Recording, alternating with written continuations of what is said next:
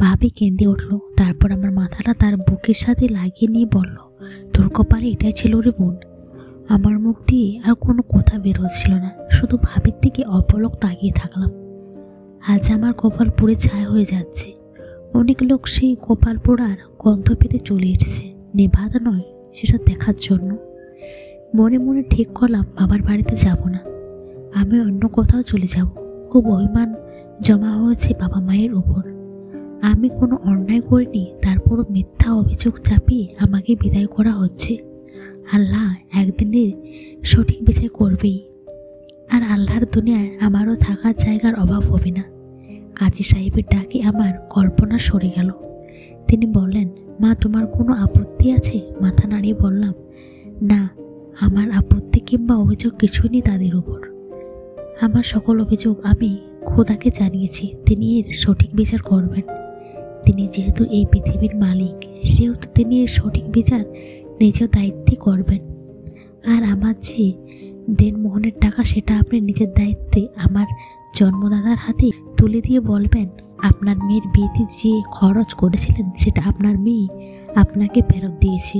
কাজী সাহেব আমার দিকে তালাকনামা এগিয়ে দিয়ে বলল, মা এখানে একটা সাইন করে দাও। মনটা চাইছিল না সাইনটা করে দিতে। শত কষ্টে হলেও কোনো মেয়ে চায় না তার সংসারটা নষ্ট হয়ে যাক। অতি কষ্ট নিয়ে সাইনটা করে দিয়ে আমি মাথা ঘুরে পড়ে গেলাম। কিছুক্ষণ পর দেখি ভাবির কোলে আমার মাথা, ভাবির চোখে পানি। ভাবি বলল, এখন তোকে চলে যেতে হবে, তো তালাক হয়ে গেছে। হাইরে দুনিয়া, কার স্বামী আর কি দখল করে নিল।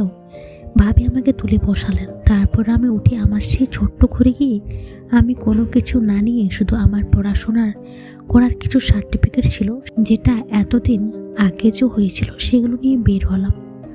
ভাবি আমার সাথে ছিল, আর শাশুড়ি তিনিও পেছনে দাঁড়িয়েছিলেন। যদি বেশি কিছু নেই সে ভয়ে ছোট্ট একটা ব্যাগ নিয়ে বাইরে এলাম। বাইরে স্বামীর সতীন সবাই দাঁড়িয়ে আছে। তারাও হয়তো আমার বিদায়ের খুব আনন্দ করে দেখার জন্য দাঁড়িয়ে আছে।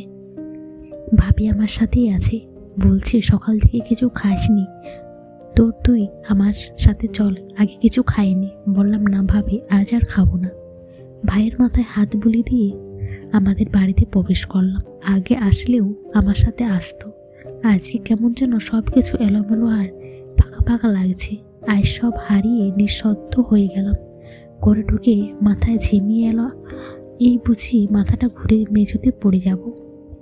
কোনো রকমে বিছানায় গিয়ে শুয়ে পড়লাম। চোখের ওরা বুঝে এসছে, না এটা শান্তির ঘুম নয়, এটা অশান্তির ক্লান্তি। যে ক্লান্তির গ্রাণে এখন সারা জীবনই বই বেড়াতে হবে। আমি হলাম সংসার খাওয়া মহিলা, এটা ভাবতেই হু হু করে কেঁদে উঠলাম। বাবা মা দৌড়ে আমার রুমে আসলো। মা আমায় জিজ্ঞেস করলো, কি হয়েছে মা? বাবা মাথায় হাত বুলিয়ে বলল, চিন্তা করিস না মা, জীবন কখনো একজনের জন্য থেমে থাকে না। আজ তোর খারাপ লাগবে, লাগাটাই স্বাভাবিক, কিন্তু এটাতে তোর একটা দুঃখ স্বপ্ন ভাবতে হবে। তুই আজকে যার জন্য আবেগে কান্না করছিস, সে কি তোর চলে আসতে অত একটিবার ওদের কথা ভেবেছি? ভাবেনি আর ভাববেও না। মা আমার, তুই তোর বাবা মায়ের কাছে এসেছিস, চিন্তা করিস না, আমরা তো বেঁচে আছি না। বাবা আমার কাছে টেনে নিলেন, বললেন, তোকে দেখতে হবে না, তুই ওকে ছেড়ে জীবনে উন্নতি করিস, যেন একদিন তোকে দেখে পস্তায়। ও যেন ভাবে যে কেন তাকে ছেড়ে দিল। বাবার বলার কথাগুলো শুনে মনে প্রচুর জোর পাচ্ছি, কিন্তু তাতে কি মনের ক্ষতটা সহজে কমে? ওকে এতটা ভালোবেসেছিলাম যে ডিভোর্স হওয়ার পরে ওকে ভুলতে পারছি না। শুধু বারবার ওর কথাই মনে হচ্ছে। আমি আবার কেঁদে উঠলাম। বাবা বলল, মা তুই কার জন্য কাঁদছিস? ওই ছেলেটার জন্য। ভুলে যা ওকে, যে তোকে ঘরে রেখে অন্য একটা মেয়েকে বিয়ে করলো, তার কথা ভেবে কাঁদছিস। কাঁদিস না মা, তোকে আমি আবার নতুন করে গড়ে তুলব। সমাজ জানবে মেয়েরাও মাথা তুলে দাঁড়াতে পারে। বাবার কথা শুনে মনটা হালকা হয়ে গেল। আমি তাদের সাথে কিভাবে অভিমান করতে পারলাম, বাবার কাছে ক্ষমা চাইতে ইচ্ছে করছে। আর সে ছোটবেলার মতো মনে হলো। এক পাশে বাবা বসে আছে আর অন্য পাশে মা। বাবাকে জড়িয়ে ধরে বললাম, বাবা আমায় ক্ষমা করে দাও, আমি শুধু শুধু তোমার উপর অভিমান করেছিলাম। বাবা এসে বললেন, পৃথিবীতে বাবা মায়ের সাথে অভিমান করা যায়, মনের যত রাগ ঝাড়া যায়, মনের কথাগুলো খুলে বলা যায়, সেটা অন্য কারোর কাছে হয় না।